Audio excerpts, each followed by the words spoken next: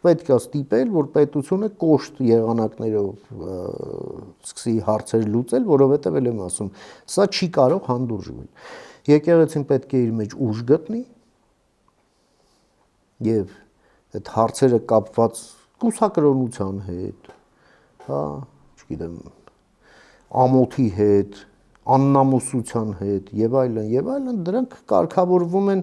հենց եկեղեցական կանոններով, որ իրենք